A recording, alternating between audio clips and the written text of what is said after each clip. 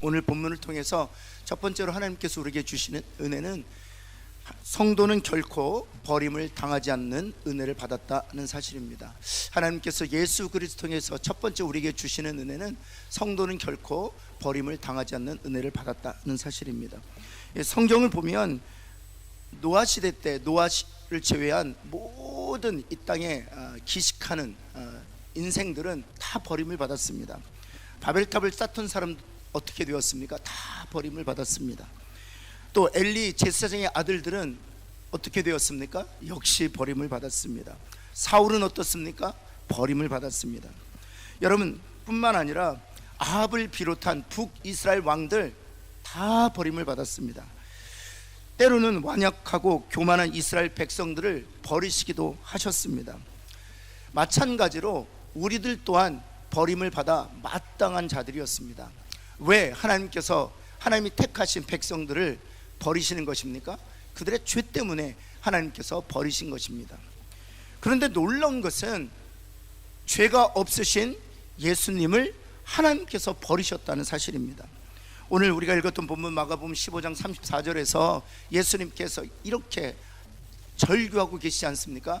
나의 하나님 어찌하여 나를 버리시나이까. 아람어로는 엘리 엘리 라마 사박다니.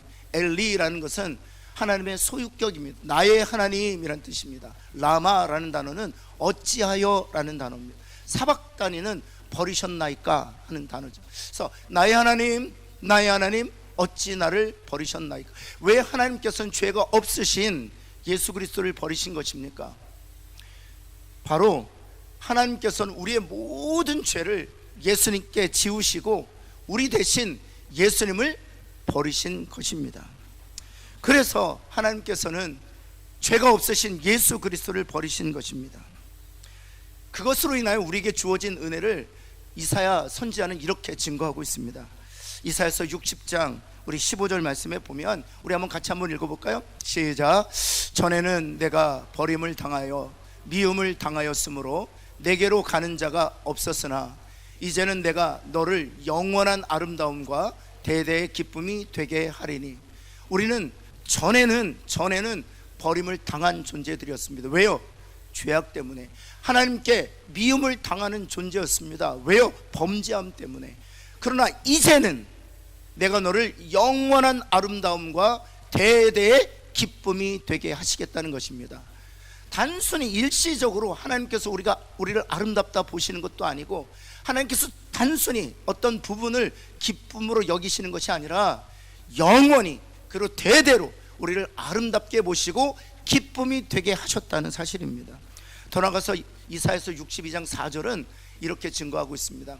다시는 너를 버림받은 자라 부르지 않겠다는 것입니다.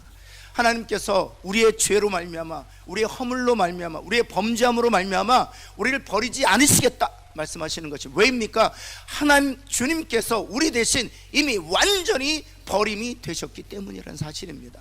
그리고 오직 너를 헵시바라 하며 내 땅을 뷸라라 하겠다는 것입니다. 이 헵시바라는 뜻은 나의 기쁨이란 뜻입니다. 뷸라라는 것은 결혼한 여인을 의미합니다. 그래서 이는 여호와께서 너를 기뻐하실 것이며 결혼한 것처럼 되게 하실 것이다는 것입니다. 무엇을 얘기하는 것입니까? 범죄함으로 인하여 버림받았고 미움 당할 수밖에 없었던 우리들이었지만 하나님께서 예수 그리스도에게 우리의 모든 죄를 지우시고 버리심으로 말미암아 우리를 영원한 아름다움, 영원한 기쁨이 되게 하셨을 뿐만 아니라 더 나아가서 우리를 결코 버리지 아니하실 것이며 헵시바 뷸라, 하나님께서 당신의 기쁨이 되게 하실 뿐만 아니라 더 나아가서 순결한 신부가 되게 하심으로 신랑 되신 예수님과 연합한 자가 되게 하시겠다는 것입니다. 여러분, 그래서 사도 바울이 로마서 8장 마지막 절에서 이렇게 담대하게 선언하는 것입니다. 내가 확신하노니 우리를 하나님의 사랑에서 끊을 수 없다는 것입니다. 우리의 연약함, 우리의 실수, 심지어는 우리의 범죄함으로 인해서 하나님의 사랑에서 우리를 끊어낼 수 없다는 것입니다. 그 은혜를 인하여 하나님께 감사하고 또 그 은혜를 주시기 위하여 실제로 버림을 당하신 주님을 찬송하는 저와 여러분 되기를 예수 그리스도의 이름으로 축원합니다.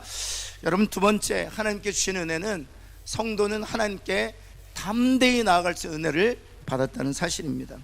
여러분, 주님이 죽으신 이후에 제일 먼저 일어났던 일이 무엇입니까? 오늘 우리가 읽었던 본문에서 마가복음 15장 38절 말씀입니다. 성소 휘장이 위로부터 아래까지 찢어져 둘이 되었다. 여기서 말하는 이 성소 휘장은 성소와 지성소를 나누고 있었던 휘장이었습니다.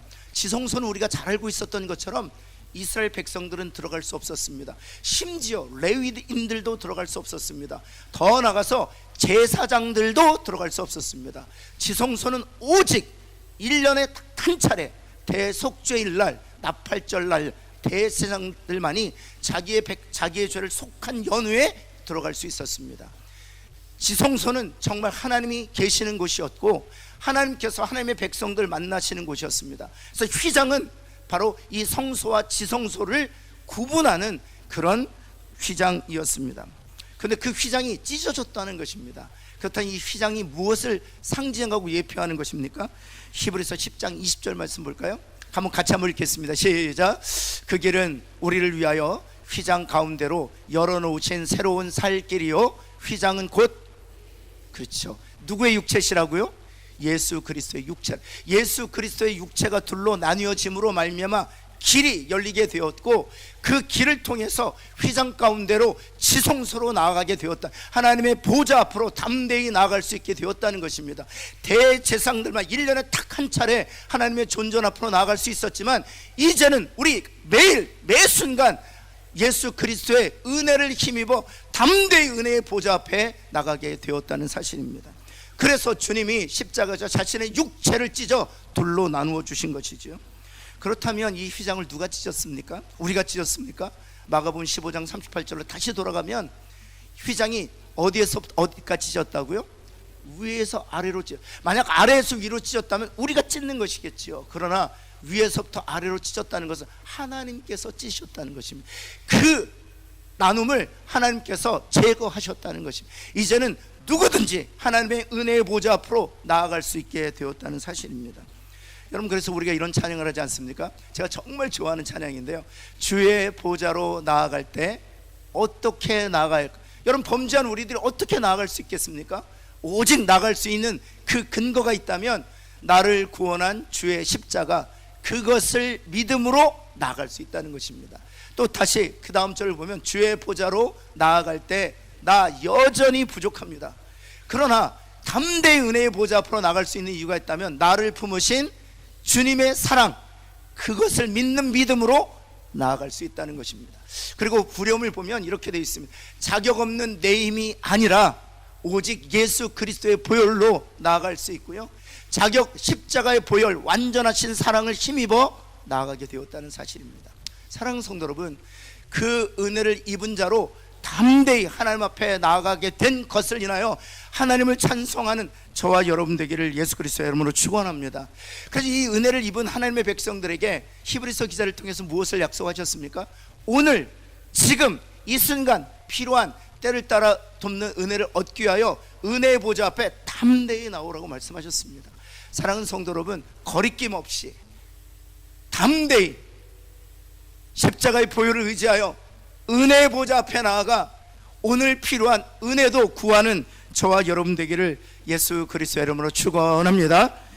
이제 마지막, 이 하나님의 은혜를 버림당하지 아니하는 하나님의 은혜, 그래서 영원한 기쁨이 되고 대대로 순결한 신부가 되어 예수님과 연합된 자로 살 그런 은혜와 은총을 받은 우리들이, 또한 담대히 하나님의 보좌 앞에 나아갈 수 있는 은혜를 받은 우리들이 어떻게 그 그리스도의 십자가에 대해 반응해야 되느냐는 것입니다. 오늘 본문에 보면 두 가지 반응이 나와요. 첫 번째 반응은 31절과 우리 32절에 기록되어 있는데요, 31절 말씀 한번 볼까요? 31절에 이렇게 기록되어 있습니다.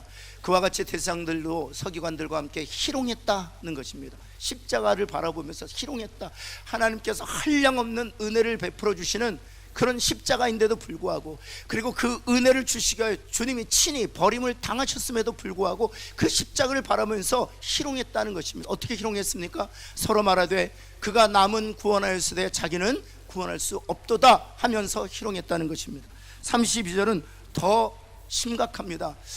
지금 십자가에서 내려와 우리가 보고 믿게 할지어다. 지금 당장 십자가에서 내려오라는 것입니다. 내가 십자가에서 내려오면 내가 너를 구세주라고 인정하겠다는 것입니다.